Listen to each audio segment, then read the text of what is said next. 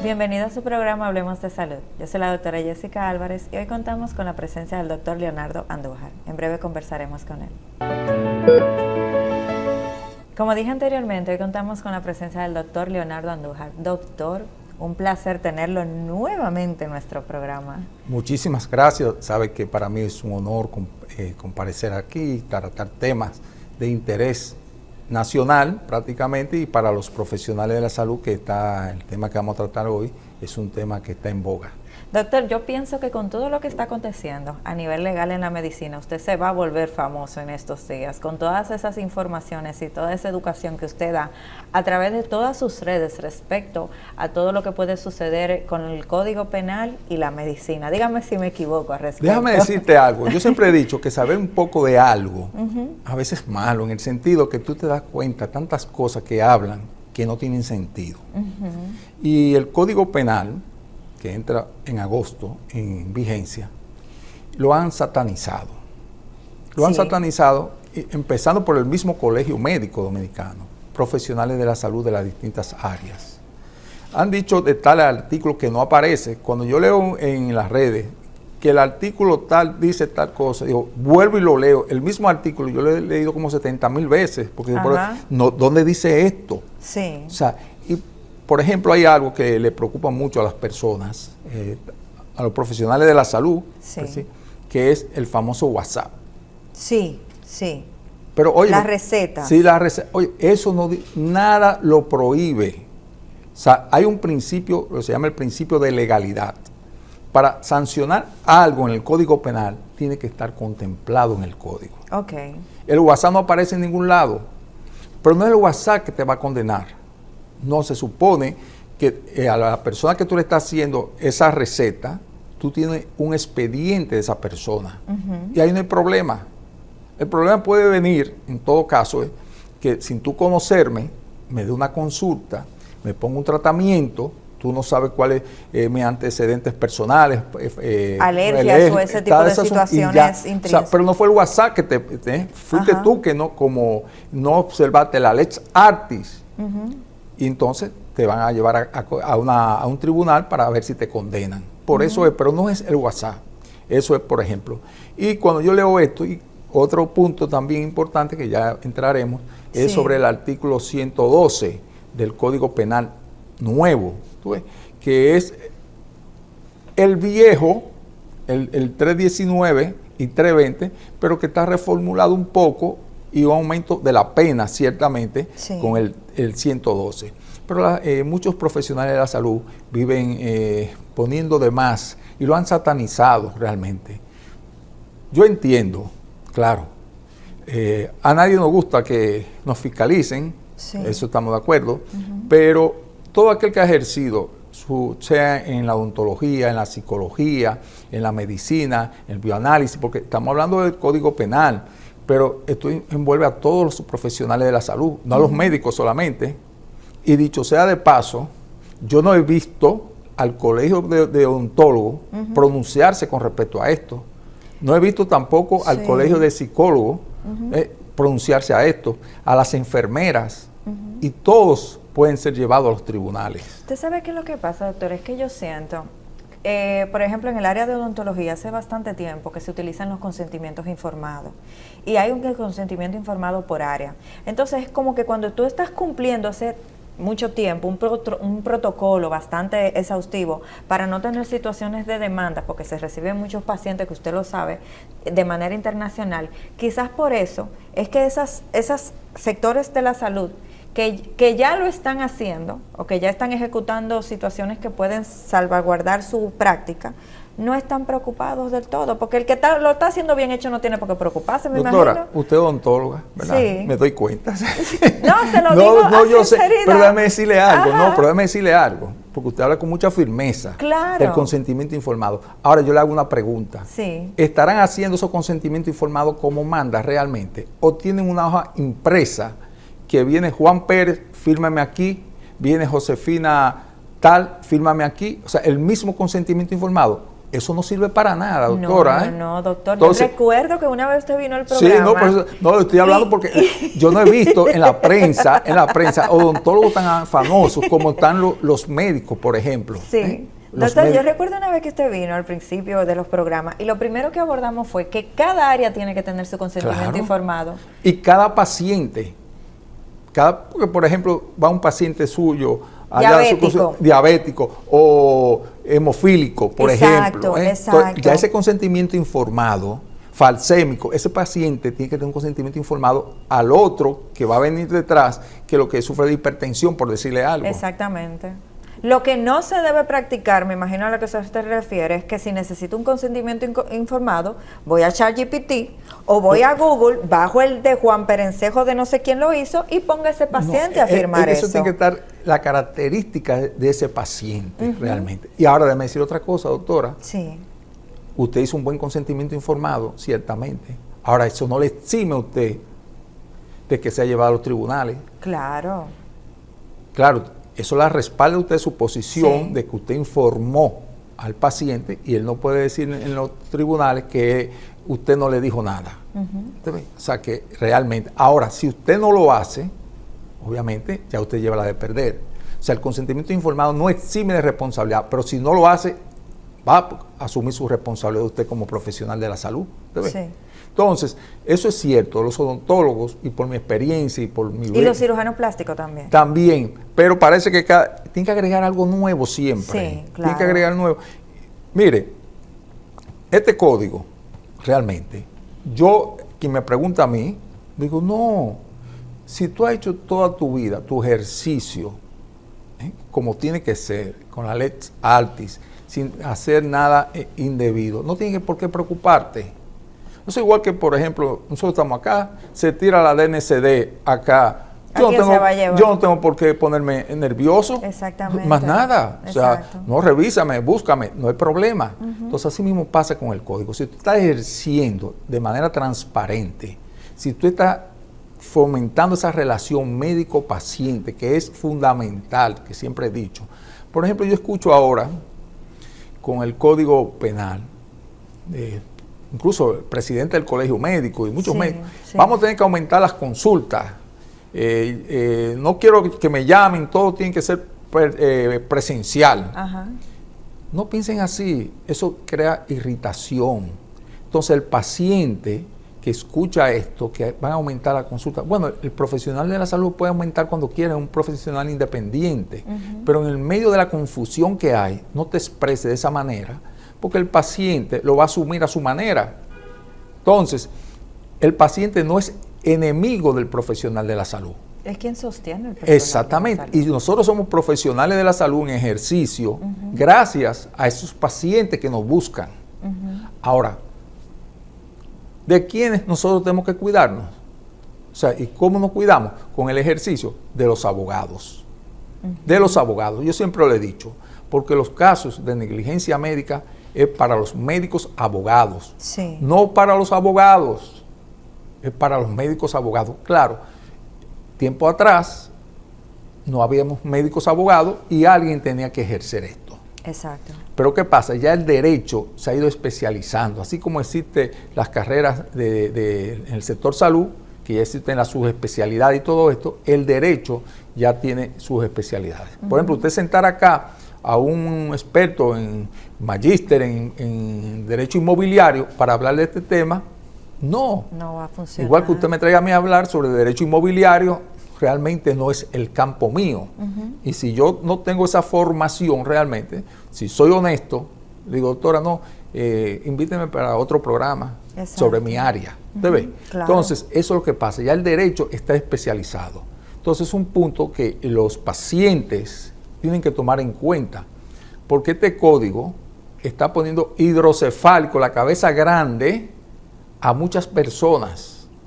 Y los abogados se están preparando para esto, ¿eh? Sí, claro, claro. Son los que motivan a los pacientes. Bueno, recuérdese que en países más desarrollados como en Estados Unidos hay muchos abogados que lo que tienen es campañas para demanda. Sí, sí. O sea, literalmente es cualquier cosa que la ciudad pueda, en la que te pueda fallar, yo estoy aquí para demandar. Así es. Ese es su marketing. Sí, yo mantengo, y hace más de 8 años tengo esto, que mientras más médicos abogados hayamos en ejercicio, menos demanda médica van a haber.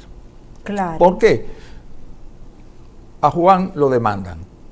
Juan, que es médico, tiene su médico abogado como representante legal. Yo soy el representante legal de José, el paciente. Juan y yo, o sea, el representante legal de Juan y yo sabemos realmente si hubo o no negligencia médica. El paciente puede decir que sí que hubo, porque para el paciente todo es negligencia médica, sí, porque no conoce de esto. El profesional de la salud tiene ese principio bien arraigado, el principio de inocencia. Óigame, por más que usted hable con un profesional de la salud, no admite que cometió una negligencia. Ahora, nosotros como representantes legales sí sabemos si hubo o no negligencia. Y podemos contribuir, los dos profesionales, médico y abogado, a un proceso armonioso de conciliación, y a lo mejor ya ese caso se queda ahí, no tiene que apoderarse de los tribunales, porque realmente tenga usted o no tenga razón, llevar un caso a los tribunales es algo muy tedioso. Totalmente. Independientemente de lo costoso, que ni el profesional de la salud que no está preparado para eso. Nosotros no fuimos preparados para sentarnos en el banquillo del acusado. Nosotros fuimos preparados para estar en los consultorios, para abordar a los pacientes. Entonces, si se puede evitar ese juicio a través de la conciliación, entonces es favorable. Pero también hay una parte que es favorable para el médico tenerlo a usted, porque usted siguiendo, o sea, como un consenso o una, ay, perdón que olvidé la palabra ahora mismo, pero usted puede servir para preparar a ese médico en su documentación, en conocer las leyes y en que sepa lo que tiene en el nuevo código para poder, o sea, actuar de forma correcta en todo su proceso legal en la línea médica. Claro, ese acompañamiento. Un acompañamiento. Claro que exacto. sí. Usted me acaba de decir la palabra. Mejor, o sea, independientemente, o sea, el médico abogado que sea, oye, no va a haber un abogado que le va a dar mejor sostenimiento. Exactamente, porque usted mismo le puede decir, mire, a este consentimiento te le falta esta y esta parte que la necesitas y no la tienes aquí un sesgo. No, usted oye, por ejemplo, yo traje aquí, viene como alguien que iba antes a los programas de televisión, iba preparado con todos sus libros. Yo traje el nuevo Código Penal. Sí. Y usted oye muchas personas, incluso dando conferencias sobre esto, Ajá. pero todavía no sabe realmente el curso de esto. Hay muchas personas que están dando conferencias de esto, del Código Procesal Penal, sin embargo, del Código Penal, pero del Código Procesal Penal nadie habla. Ajá. Y ese es mi temorcito realmente. ¿Cuál es la diferencia entre uno y el otro, doctor? El Código Penal, aquí está plasmado los delitos, los artículos, dependiendo, por ejemplo, en este caso hay 18 artículos más o menos relacionados con la medicina, o sea, con la profesión de la salud, los profesionales de la salud. Okay. O sea, pero son pocos los que tipifican realmente un delito desde el punto de vista médico. Entonces, en el Código Procesal Penal, estos delitos cuando se incumplen, entonces tú lo llevas al Código Procesal Penal, que son los tribunales. Y ese es el que te juzga. Exactamente. Ya. Y ahí viene el asunto. ¿Quién te va a juzgar? Un juez que no es médico, que no sabe de medicina, no sabe de derecho médico, no sabe de medicina legal, no sabe de bioética, sabe de derecho, no cuestiona su capacidad. Ahora, estos son tribunales especializados, precisamente, pues también traje aquí, el proyecto que ya estoy finalizando, precisamente muy oportuno, para crear tribunales penales especiales para conocer casos de negligencias médicas. Claro. Que esos jueces sean médicos abogados formados en la escuela de la judicatura. Entonces, ya sí es verdad que va a haber una sentencia más acabada, se va a juzgar la verdad médica con la verdad jurídica y va a dar a luz una sentencia más justa. Más justa, sí. Aunque sabemos que siempre va a haber uno que tiene ganancia de casa y va a perder, pero puede sentirse que sus derechos y fueron bien ventilados. Y a lo mejor con un tribunal justo, no se llega a tener una sentencia definitiva porque llega el proceso de conciliación. Durante el proceso se puede conciliar, independientemente haya iniciado el proceso. Entonces, este código realmente sí viene a tipificar algunos delitos, pero faltan mucho todavía.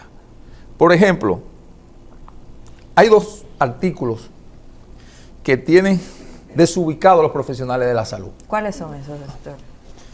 Hay uno que es el artículo 8, que habla sobre la responsabilidad penal de la persona jurídica. Esto significa, hasta hoy, con el código viejo, tú demandas a un médico, a un profesional de la salud, y el centro de salud, tú también lo puedes demandar, pero lo demandas civilmente. Ahora con este artículo 8, tú puedes demandarlo penalmente. Que aunque no es un artículo característico para los profesionales de la salud, o sea, ese artículo es responsabilidad penal de las personas jurídicas. O sea, cualquier institución que preste servicio de cualquier índole, tú la puedes demandar penalmente. Pero como estamos nosotros hablando aquí del sector salud, obviamente, esto envuelve los centros de salud, los centros diagnósticos, los consultorios médicos, todo. O sea, entonces ese artículo, los dueños de clínicas, de centros diagnósticos, están al garete, porque ellos ahora van a ser demandados penalmente junto con el médico, junto con el odontólogo, junto con el psicólogo, junto con el bioanalista, con la enfermera, con el camillero, porque el camillero iba transportando a un paciente, se cayó de la camilla, ya el centro de salud va a ser condenado penalmente. ¿Qué tan grande va ese abanico de centros? Me refiero a que puede que haya una situación que tenga que ver hasta con un banco de sangre por una sangre que te dio mal procesada. O sea, va a todas las áreas sin ninguna. Porque es que a veces creemos como que no, yo me libré de esto, yo no tengo que ver, que ese es problema del doctor, ese es problema de la clínica, yo no voy en esta demanda. Van todos. Van todos. Y fíjese que como comenzamos, sea odontólogo, bioanalista, enfermera, personal de apoyo del centro de salud. Por ejemplo, las enfermedades nosocomiales. Por ejemplo, que ya hay sentencia aquí, condenado a centro por enfermedades que han sido contagiadas dentro del centro hospitalario. Sí, doctor, y en el caso, por ejemplo, de un diagnóstico que haya llegado mal realizado, que se da mucho, que aunque sea el médico el que dé los resultados, pero el diagnóstico haya salido mal desde que se realizó, ¿a quién se demanda en ese caso? O sea, usted dice, por ejemplo, yo recibí... Por ejemplo, y me hago una biopsia y recibo que tengo X enfermedad, pero no está bien, o sea, el diagnóstico fue negativo. Usted como médico, no es usted, fue quien realizó la biopsia. Porque ese caso se da mucho. Claro que sí, más de lo que usted se imagina. Por eso yo recomiendo, yo siempre he recomendado, y por experiencia familiar he recomendado, cuando usted vaya a hacerse una biopsia, donde sea, de piel, donde sea, por sencillo que usted crea, doctor, tómeme otra muestra. Que yo voy a llevar una muestra. No estoy dudando del doctor, no estoy dudando del laboratorio donde él va a enviar eso. Yo lo que voy a confirmar lo que puede salir de esos 2 laboratorios. Sí, claro. Porque, por ejemplo, usted dice, bueno, una biopsia de piel es algo sencillo, o sea, en cualquier momento te puedo volver a hacer la biopsia de piel. Pero, por ejemplo, si una biopsia, por ejemplo, de estómago, dígame usted, se complica más. Y, por ejemplo, yo siempre he dicho, y tuve un caso familiar de un tío, realmente fue esto aquí, se hizo la biopsia aquí, un CA de estómago. Su hijo, que es médico, que ejerce en Estados Unidos, le dijo, papá, ven para acá. Y allá le hicieron otra biopsia y no tenía el CA. Por eso es que se lo digo. Entonces, lo hubiesen operado aquí. Si él no hubiese tenido ese hijo médico ejerciendo allá, lo hubiesen operado aquí. ¿Qué pasa? Cuando lo llevan a cirugía, van a tomar otra biopsia y cuando manden eso a patología, pero aquí no hay nada. Exacto. Pero ya es tarde. Entonces, ahí es donde hubo doble crimen, hubo ahí. Porque el resultado real, a lo mejor se lo dieron a otra persona y lo intervinieron y no tenía nada. Entonces, yo siempre, es un punto muy importante y a las personas que de una forma u otra yo tengo contacto, que sé que van a hacerse una biopsia, digo, que te tomen 2 muestras. Tú toma donde tú quieras, lleva tu muestra donde tú quieras, porque así afianza el diagnóstico. Y una seguridad. Una parte muy importante, doctor. Sabemos que siempre se entiende que el sector público está protegido porque le pertenece al gobierno y el gobierno evidentemente se va a proteger de un aumento en las demandas médicas, porque tiene que protegerse, aunque ponga la ley.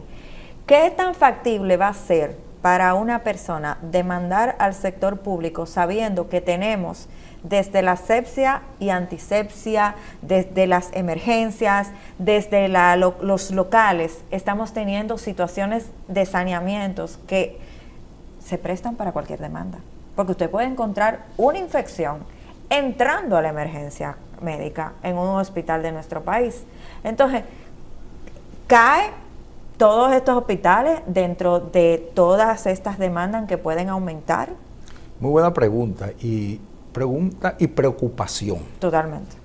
Claro que sí, claro que sí. Van a ser mayormente demandados. Yo siempre digo algo. En los hospitales hay lo que se llama la entrega de guardia. O sea, el otro día, después de un servicio, se reúne parte del cuerpo médico. Y los médicos que estuvieron de servicio presentan algunos casos. Y, óyeme, hay sus casos de negligencia, pero eso no pasa de ahí. Lo más que puede pasar es, si es un caso que ese residente, ese médico ayudante, se haga una investigación dentro del hospital y una amonestación y ya. Entonces, esas entregas de guardia, que son importantes, debe ser acompañado con una parte de medicina legal. Ir creándole a ese profesional que está en formación, que tiene que andar precavido, saber que no solamente es una sanción, una amonestación que te vaya a las 6 de la tarde. O sea que en la sociedad, cuando tú estés ejerciendo en tu consultorio a nivel privado, independiente, tú puedes ser demandado por eso mismo. Pero si nunca te corrigieron como tenían que corregirte en el proceso de formación, sin tú darte cuenta, va a cometer los mismos errores en la consulta privada. Entonces, esas entregas de guardia debe estar acompañado de un médico abogado que haga ese sentido crítico. Su rol en ese momento no es evaluar el tratamiento, no, que vea desde el punto de vista médico abogado el rol de ese profesional de la salud. Doctor, ¿y usted no entiende que se debería también hasta legislar defendiendo al médico esas horas de guardia de alguna forma? Porque dígame usted, ¿qué pasa con aquel residente que dura más de 24 horas, 72 horas sin dormir, está en una emergencia porque lo pusieron de castigo, porque cometió alguna falta o todo lo demás, pero esa persona no es verdad que va a tener un rendimiento idóneo con 72 horas sin dormir sobre su hombro? En esas cosas también debería haber un aspecto donde se humanice, que independientemente de que usted tenga un profesional de la salud, usted tiene un ser humano que necesita descansar para porque ese cerebro rinda bien. Así es, fíjese, a veces son formaciones inhumanas, realmente. Yo nunca concebí, yo el tiempo que duré como residente, como interno, yo siempre me bañaba, Yo nunca dejé de hacer en un servicio y son muchos los que no se bañan, Yo nunca dejé de almorzar. Yo nunca dejé de dormir. Ahora, yo nunca falté a mis obligaciones. Sí. ¿Por qué? Porque, por ejemplo, haciendo la residencia, desde que uno tomaba el servicio a las 4 de la tarde, quizá algunos compañeros de uno se quedaban relajando en las habitaciones, yo iba a mi lugar de trabajo a poner los expedientes al día de recibimiento de guardia. Yo estaba enfocado en eso, o sea, no me iba atrasando. Pero había algo que para mí, el sueño, aunque sea 1 hora, yo tenía que dormir. Yo no podía ir a la entrega de guardia sin bañarme al otro día. Yo iba como una vela, vestidito de blanco, impecable. pero eso va con uno también. Pero sí. Los centros de salud aquí, muchos centros de salud realmente, no ponderan ese trato al residente. Y como tú bien dices, por más que tú quieras servir, y eso, óyeme, tú estás deteriorada por un servicio y por otro, que te pusieron una sanción, que tiene que presentar un tema al otro día. Entonces, hay cosas que hay que normatizar dentro de los hospitales o cumplir, porque esto está normatizado. Lo que pasa es que en los hospitales, con muchas cosas en este país, no se cumple. Exacto. Pero los residentes en todas las áreas, realmente, una más que otra, están atosigados con el servicio. También tenemos otra parte, porque aquí estamos hablando mucho de la parte legal que le cae al médico, pero también tenemos una población que se pone muy creativa, doctor. Y a esa partecita yo sí le tengo miedo, porque el dolor no se ve. Y los pacientes a veces pueden volcarse, algunos, a estar demandando constantemente para siempre tener una retribución económica. Puede pasar. Entonces, me pregunto, ¿cómo como médico el médico pudiera cuidarse de estos pacientes que quizás no estén teniendo buenas intenciones y lo que quieran siempre es estar demandando o estar, hasta sirviéndose del gobierno económicamente? Porque pueden decir, yo no tengo para pagar un abogado, el gobierno me lo va a poner, y también el doctor al que yo demande me va a dar dinero, y entonces se van a lucrar económicamente de esta situación sistemáticamente. Lo hemos visto, por ejemplo, en los seguros de vehículos, personas que chocan los vehículos para siempre tener una retribución económica. Eso se puede dar en el área médico igualito, doctor. Porque muchos pacientes entienden, y no muchos pacientes, porque vuelvo y le digo, el paciente no es el enemigo nuestro, es el abogado. Porque ese paciente pudiera tener su impresión, porque entienden que los médicos son ricos, entienden esa falsa creencia. Bueno, yo no sé cuáles son los todos, pero aquí se paró. Pero realmente es el abogado que motiva a ese paciente. Primero, el paciente tiene un derecho a demandar a quien él quiera. Es un derecho que le asiste. Ahora, el asunto está, ¿existen fundamentos para demandar? Él no sabe porque él no es médico. Entonces, el abogado no es médico también, pero conoce de las leyes. Entonces, ¿qué le sirve de motivación? Doña, sí, mire, ese doctor hizo eso. No, ¿y cómo va a ser? Pero mire, pero él no sabe lo que está diciendo. Pero la señora está contenta porque le están hablando de su tema. Entonces, se involucran en un proceso legal y muchas veces terminan sin ganancia de causa. Otras veces hay profesionales de la salud que entran en un tipo de negociación, porque no es fácil realmente, no es fácil.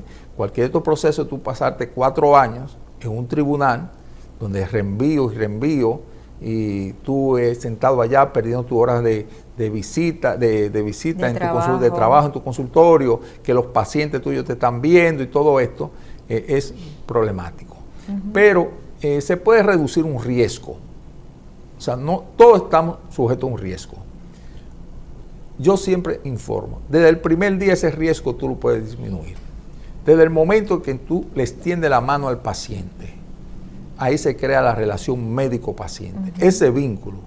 Si tú diste una mano así suavecita, no, oye, dale una mano que él sienta que hay un calor humano, que tú estás llegando a un sitio bien recibida. Tú comienzas a cultivar esa relación, a poner atención, a mirar a los ojos, el lenguaje corporal. Ese paciente se va sintiendo parte de ese proceso. Y aunque ese doctor o esa doctora incurre en una negligencia médica, difícilmente lo demande. Yo he tenido casos que han ido a la oficina de que el esposo quiere demandar a un cirujano. Pero él fue solo a la oficina. Digo, no, pero es que tú no eres el paciente, es tu esposa. Tráeme la esposa. Efectivamente, cuando me lleva la esposa me dice, no, ese doctor es muy empático, cada vez que yo le escribía me respondía, cada vez que, o sea, vio una entrega. Entonces yo le dije al esposo, óyeme, aquí no hay caso. Porque la que tiene que demandar, la que se sintió mal supuestamente es tu esposa, y mira cómo está hablando. Entonces por eso le digo, hay que crear una buena relación médico-paciente. desde el primer día, cultivar. Interésate por la familia, pero también háblale de ti. O sea, es difícil que te demanden si tú tienes esa relación. Puede pasar lo peor. O sea, claro, nadie quiere que se le muera un hijo, nadie quiere que se le muera el esposo, la esposa. Pero sí sucedió porque, óyeme, somos humanos también. Esa persona, y te digo porque tengo casos de esto, realmente, no, él no quiso con esto, que pasara esto. Sí. No, me duele muchísimo, pero no. Y familiares, porque también los familiares se te van acercando. Demanda esa doctora, ese doctor. Sí. Pero nada, si tú fomenta desde el primer día, como dije, esa relación médico-paciente, difícilmente te demanden. Aunque tenga un abogado ahí de esos que aparecen, de esos de pasillo del Palacio de Justicia, que son beligerantes ahí, realmente no te demandan, no te demandan. O sea, yo les exhorto a los profesionales de la salud, en medio de este código penal, que están preocupados. Yo creo que ya no es momento de preocuparse, sino de ocuparse. Hay artículos que ciertamente, esa parte y el 112, que es el mismo 319 de ahora, pero ampliado. O sea, ¿ampliado en qué sentido? La pena, ya ahora van a ser 3 años, hasta ahora son 2 años. Claro, pueden aumentar a 5 años, todo depende, pero que no se asuste con eso, que sigan ejerciendo de manera transparente, independientemente de lo que esté ahí. Porque si lo podemos ver, pues nosotros estamos enfocando el tema sobre la salud, pero hay muchísimos temas que quizás nadie lo lee porque tú no estás envuelta en esas actividades. Sí. Y si uno lo leyera, entonces no saliera de su casa. No saliera de su casa por los artículos y las condenas que hay en ese código. Entonces no hay por qué temer. Si hacemos las cosas de manera entregada, con sinceridad, con honestidad, eso se evitan estas situaciones. Doctor, lastimosamente debemos irnos a la pausa, pero me gustaría dejarlo con una pregunta para cuando regresemos. ¿Cuál es el código al que usted entiende que se le está prestando menos atención y es al que el médico debería ponerle más ojo? En breve regresamos con su programa Hablemos de Salud.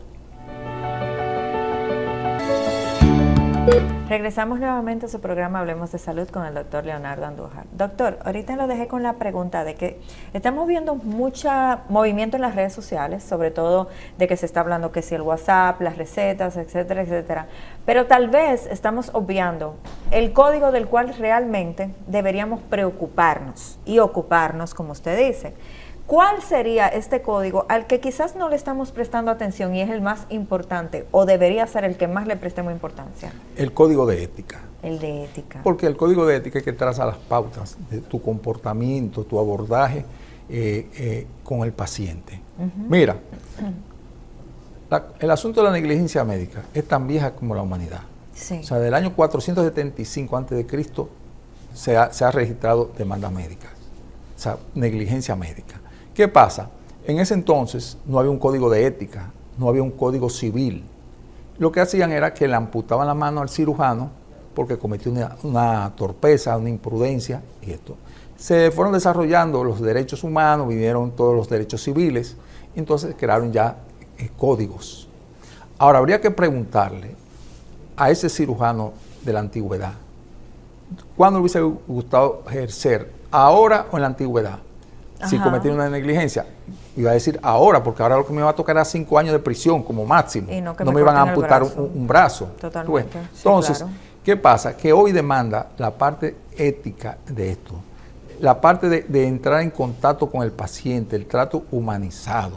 Ya el paciente, ya no se habla de paciente, sino de ser humano. Entonces, ese ser humano, esa figura que la recoge, la medicina centrada en las personas, tiene un valor tremendo. Entonces, si el profesional de la salud se aferra, conoce ese código de ética, el código deontológico que tienen todas las carreras tanto de psicología, de odontología, la medicina, se dedican a estudiar esto, van a ser mejores ser humanos. Yo prefiero un mejor ser humano que un mejor profesional. El profesional que es ser humano excelente, se vuelve un profesional excelente también. Todo claro. El mundo lo recibe y lo percibe así.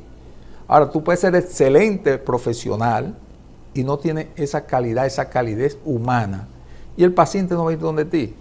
Y si va a ir donde ti, óyeme, no va a ir a gusto, y tiene que recibir tu consulta porque eso es lo que hay, como dicen, pero no está ameno. Entonces, ese paciente, en cualquier momento, puede, si hay una brecha, pudiera demandarte, porque humanamente no tiene empatía contigo. Ajá. Pero doctor, también pudiera surgir, porque es que también, o sea, como médico, tiene que tener sus derechos. Así ve que hay un paciente que de primera entrada, independientemente de que sea un médico que tenga la ética en su corazón, que la lleve, porque tenemos muchos médicos que tienen esa ética en su corazón, la mayoría. Pero tú ves un paciente que viene con la palabra problema en la frente. Como médico nosotros podemos tener el derecho de mandar al paciente a otra práctica, ¿o no? ¿Cómo tú lo identifica? Porque no, eso no, yo tú puedes hacer eso. Ajá. Por ejemplo, yo soy cardiólogo, un ejemplo. Ajá. Viene un paciente que yo entiendo que es conflictivo. Sumamente conflictivo. Exactamente. Pero yo tengo que... No a capricho. No, exacto. Yo lo que tengo que hacer es identificar ese cardiólogo a quien yo lo voy a mandar. Un enemigo. Pero ¿qué pasa? Porque ahí viene el asunto. Fíjate, y ahora ese código, sí, en la parte del abandono al paciente, que viene de 2 años, 5 años, todo depende, el daño que se le haga al paciente. O sea, ese paciente puede sentirse abandonado, que usted no me quiso dar la consulta a mí, entonces yo tuve que ir a buscar otro médico por ahí. Entonces, tú no estás obligado a ver un paciente, ciertamente, por la razón que fuese. Entonces, lo que tiene que orientar a ese paciente donde otro de tu especialidad. Y no hay problema. Pero ahí viene el asunto. Al otro que tú le mandes, te va a decir, óyeme, ¿para qué tú me mandaste este paciente? Pero hay que atenderlo, porque eso mismo que tú me estás preguntando en las redes, que he estado activo todo no, pues se días. lo pregunto porque lo he visto en las redes. Sí, a referir. Yo no voy a... Sí, voy a referir. Yo digo, óyeme, léete bien el código, ¿eh? Ajá, doctor, y también otra cosa, hablando de eso mismo, generalmente estamos nosotros, vamos a ser sinceros, en la población dominicana el médico está creado para resolver, aunque el caso sea complicado. Es como que en medio de todo lo malo, el médico dominicano siempre ve la brecha para resolver, y eso nos ha diferenciado incluso de países desarrollados, donde vemos que hay médicos que tienen miedo a los casos que no son ideales. Y nosotros, en donde no hay caso ideal, resolvemos. Y teniendo buenos resultados. ¿Qué va a pasar con ese tipo de medicina, con este código? Mira, te voy a decir algo. Yo creo, y me disculpen las generaciones que vienen por ahí, yo creo en el médico con cana. Sí. Creo en el médico con cana. En estos días yo estaba en un centro de salud, que me reservo el nombre, y estoy sentado ahí en la sala de espera, andaba con mi madre, y estuve viendo un desfile de médicos jóvenes. Todos pasamos por eso. Y esa institución es una institución equipada al máximo. No estamos cuestionando esa parte. Pero el número de médicos jóvenes que le falta esa parte. Es un centro que para en 15 años sea un centro de referimiento, un centro, sí, pero ahora no es un centro de eso. Y yo hice ese comentario con un médico que tiene cana en ese centro. Y digo, mira, yo he notado esto. Y me dice, así es como tú dices. Entonces, pero no es la cana por la cana, no. Es lo que encierra esa parte de la experiencia, esa formación, porque ahora el profesional que ha salido de los últimos 10, 15 años de nuestras universidades, viene con una desinformación, una falta de valoración de las cosas. Entonces, yo le voy a poner incluso un ejemplo. Yo recuerdo cuando yo estaba en la universidad, a mí me mandaban muchas jornadas odontológicas en campos donde ni luz había. La parte social. ¿Sí? La parte social. ¿Y qué pasaba? Que si de repente yo tenía que suturar, pero yo no tenía la pinza de sutura, yo decía, pásame una pinza de algodón porque lo que tengo es que resolver. Eso se va a acabar, doctor. Ya si los médicos no tienen las 25 pinzas, no van a suturar. Exacto. Y entonces, ¿qué va a pasar con esa parte que nos diferenciaba de esta persona? Yo no la puedo dejar con esa herida abierta. Eso se va ahí. ¿Sabes lo que pasa? Que en medicina se demanda por 2 razones. Por hacer o no hacer. Bueno. Entonces, eso es un punto. Ahí viene esa parte. Por no hacer te van a demandar. no solamente por hacer, sino por no hacer. O sea, hiciste algo mal hecho o dejaste de hacer algo bien hecho. Entonces hay que tener mucha precaución con eso. Y estos profesionales de la salud jóvenes, o sea, que están trillando, no vienen con esa mística, no vienen con esa formación. No se quitan una mochila encima. Antes era el maletín, yo estoy diciendo que el médico ande con su maletín, no, pero tú ves el perfil realmente, y que me disculpen, pero una realidad, a lo mejor en 10 años ya yo tengo que cambiar ese discurso. Y ojalá sea así, creo que sí que va a ser así realmente. Sí, claro. Pero todavía, o sea, hay muchos médicos recién graduados, recién formados, especialistas inclusive, que todavía les falta madurar. Entonces no tienen esa parte deontológica, es fundamental. Nosotros tenemos, oye, todos, incluyéndome a mí, todos, un déficit, uno más, otro menos, en formación sociológica, filosófica, antropológica, de neurociencia. No fuimos formados nada de esto. O sea, aquel que ha podido conseguir algo, lo ha podido conseguir por su motivación. Por ejemplo, yo duré, en la parte filosófica, yo duré 4 años en un seminario estudiando filosofía. Pero eso soy yo, pero muchos profesionales de la salud no saben. Tú tampoco tienes que estar inscrito en una universidad, pero no buscan un libro, no leen sobre esto. Y es importante esa formación, porque tú ves tu dinámica, la ves diferente, el valor del ser humano. Y por eso que hablamos que la medicina está deshumanizada. Y va a seguir deshumanizada. Siento que se va a deshumanizar. Claro más. que sí. Y para rehumanizarla, no para humanizarla, hay que rehumanizarla.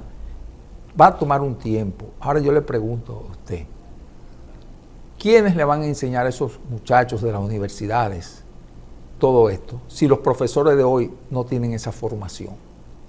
Es un problema tremendo que tenemos realmente en la parte académica, en la parte de salud. Pues me imagino en otras carreras también, o sea. Sí, porque estamos hablando de los médicos, pero tenemos bioanalistas, Sí, tenemos enfermeros. Tremendo. O sea, ahora mismito, el código debería ser es como un conglomerado de congresos y charlas para toda la población en el sector salud, porque mientras más conocimiento tenga del tema, claro, más va a fluir para beneficio del paciente en la práctica médica. Mira, yo fui hace como 2 meses a una conferencia ahí al colegio médico. La invitación decía, solamente para médicos, y nos reservamos el derecho de admisión, o sea, que si el salón se llenaba, no te íbamos a admitir. Pero yo quería estar ahí. La actividad era a las 5 de la tarde. Usted me conoce, ¿verdad? Yo llegué a las 3:30 de la tarde al lugar a coger mi solecito, a esperar, porque yo quería estar ahí. ¿Te quiere entrar de primero? Sí, no, y como yo no hago vida así dentro del colegio médico, quizás le dan prioridad a otros que hacen vida, pero para que no tuvieran, yo llegué primero, exacto. Pero cuando tomé mi turno, digo, yo estoy sorprendido con la invitación que hicieron ustedes y con esta realidad de que se iban a reservar el derecho de admitir por si se llenaba el cupo. Y mire cómo está este salón vacío. O sea, digo, no está vacío, debe estar vacío, pero óyeme, ni la mitad había. Sí. Entonces, era un tema importante del código penal, que lo estaba impartiendo una magistrada. Entonces, nada, realmente. No veo realmente esa respuesta. Porque fíjese lo que pasa, nosotros los profesionales de salud tenemos algo. Somos excelentes criticando. Totalmente. Excelentes, somos criticando, haciendo huelga y todo esto. Ahora, esos médicos que tú lo oyes hablando, han tomado el código, han leído. Han dicho que hasta los médicos ya somos criminales. Los médicos no somos criminales por algo sencillo. Para ser criminal, lo que tú cometas tiene que ser un acto ilícito, y la medicina no es un acto ilícito, es un acto lícito. Entonces ya tú no eres criminal por eso.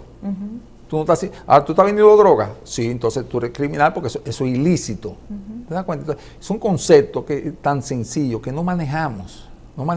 Y eso va a repercutir realmente. Ahora, yo sí le digo a los médicos que se aboguen a conocer, a apoyar este proyecto de conformación de tribunales penales especiales para conocer casos de negligencia médica.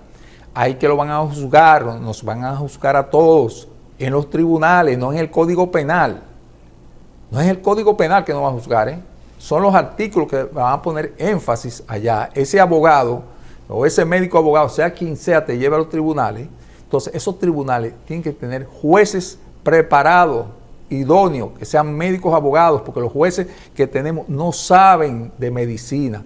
Y fíjese, aquí en nuestro país, en la época de la colonia, había lo que se llamaba el protomedicato, que eran tribunales con médicos abogados. Fíjese, eso desapareció con la colonización. Cuando terminó la colonización, empezamos ya la república. Ahí desapareció porque ya comenzaron a surgir las instituciones, las leyes y eso desapareció. O sea que esto yo lo he traído, realmente yo no sabía de eso. En la investigación sobre esta propuesta que averigüé, encontré este dato, yo no lo sabía, pero hay que abocarse a esto, porque de otra forma esos jueces no nos van a juzgar de manera correcta, no nos van a juzgar. Yo he estado en audiencia presenciando, porque estaba acompañando una persona que estaban demandando, de una jueza discutiendo con un abogado un término que sí es verdad existe en la medicina, pero ella decía que no. La jueza. La jueza decía que no. Y yo sentado atrás y decía, yo tenía más deseo de vocear, y digo, sí, eso existe. Pero el propio abogado no supo fundamentar esa contrariedad que había con el término. Pero la jueza lo decía porque no conocía de esto. O sea, ¿y cómo se resuelve una situación así? Ya lo que ella dijo, eso era. Y eso le convino a la otra parte. Claro. Sencillamente. Entonces, yo insisto que son los tribunales penales especiales que hay que crear.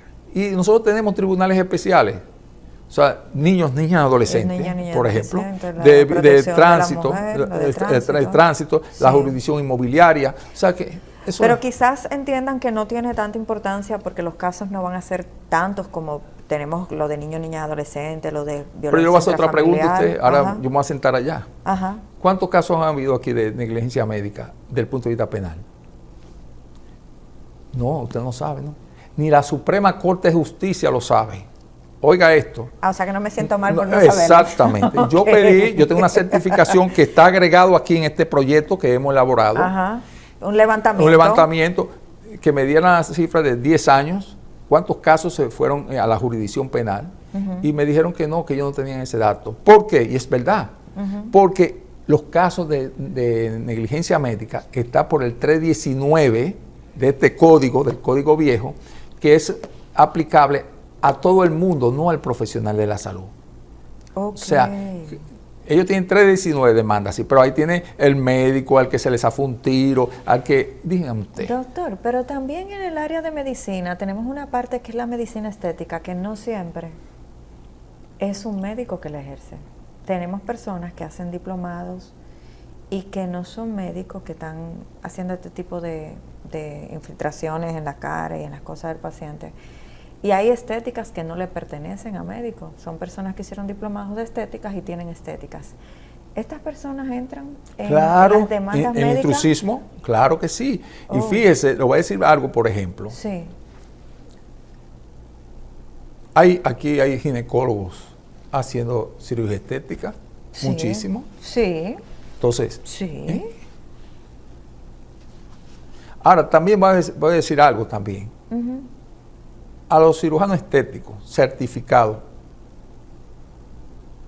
¿no se les mueren los pacientes? Claro que sí. Entonces, ¿no hacen negligencia médica? También. Entonces, o sea que el hecho, claro, estamos de acuerdo, cuando hay una certificación se supone de entrenamiento y todo esto, ¿ves? Pero no vayamos a defender a los que tienen títulos que no pueden ser demandables. Sí son demandables y han sido demandables. Y aquí hay cirujanos estéticos muy reconocidos que han tenido sus buenas demandas. Han tenido sus buenas demandas. Porque déjeme decirle algo, y eso tenemos que aprender a quitarnos ese antifaz. El hecho que demanden a un profesional de la salud no significa que sea mal profesional. No. Un caso se le puede complicar. Claro. Nosotros hemos tenido casos de maestros de la medicina que han sido demandados. Yo conozco también. Entonces, ¿son malos médicos? No son malos médicos. Bueno, le tocó un caso, le tocó un paciente, como usted dice, problemático, le tocó un abogado que...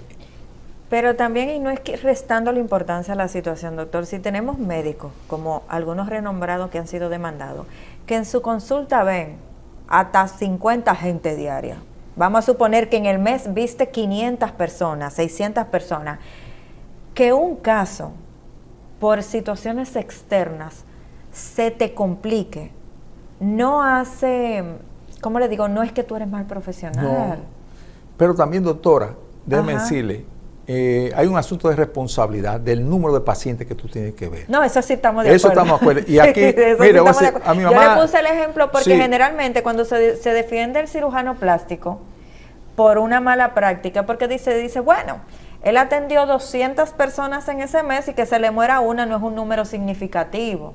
Siempre se utilizan como numeraciones exageradas.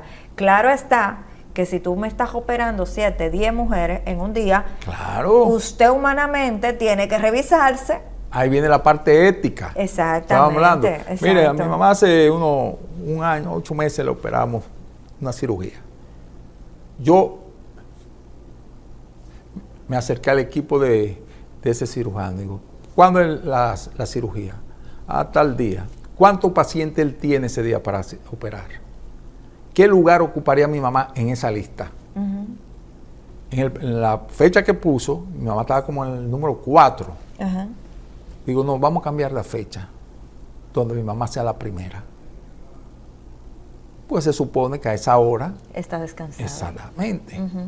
Entonces, ¿qué pasa? Que ponemos tantos pacientes, operamos tantos pacientes, porque somos buenos, cuidadito con eso.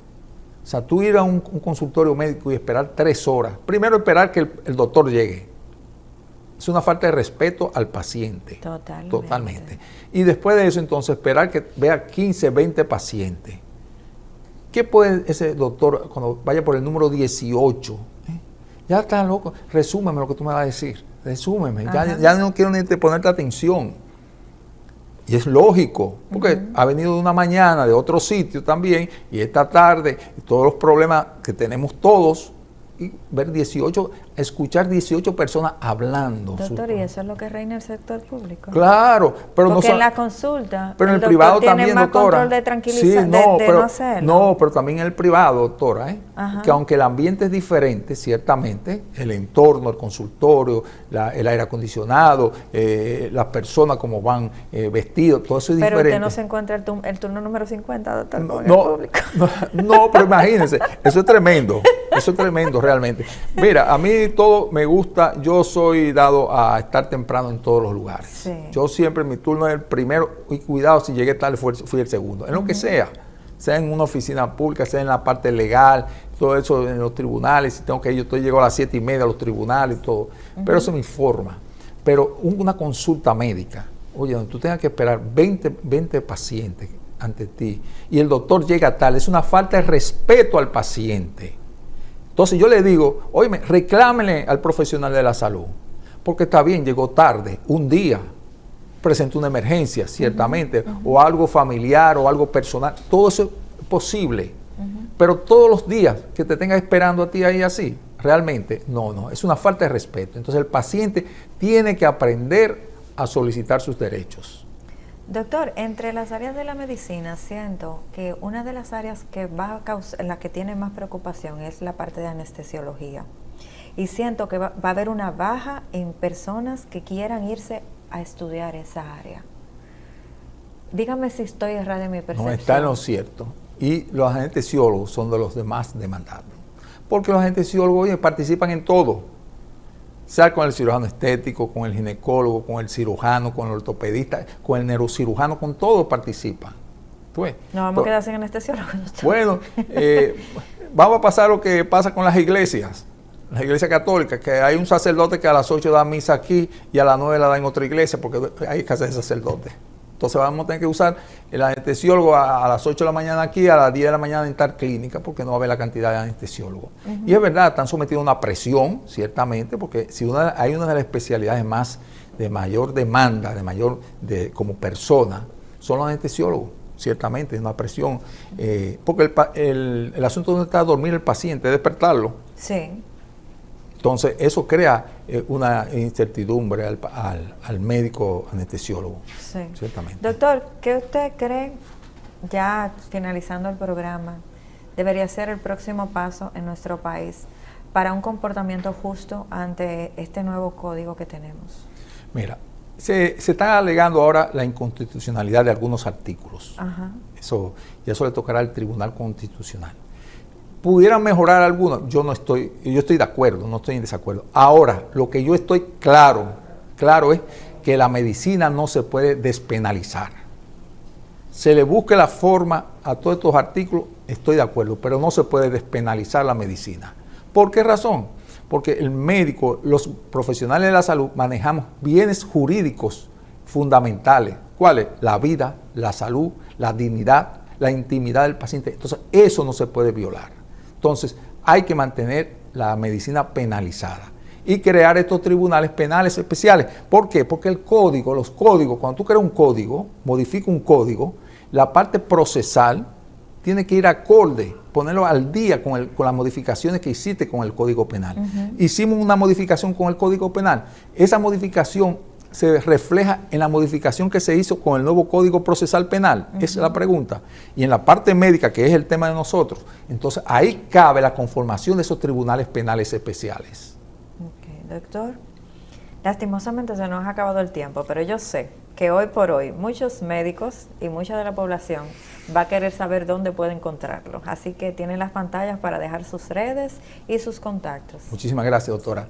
Estoy en las redes como Leonardo Andújar Saiter, tanto en Facebook, WhatsApp, Instagram. Mi número es 809-910-5404. A la orden. Doctor, de verdad que este programa sé que va a servir de mucho para la población y es muy necesario en un momento de mucha desinformación. Esto ha sido todo por hoy en su programa Hablemos de Salud. Hasta un próximo encuentro. Se despide Jessica Álvarez.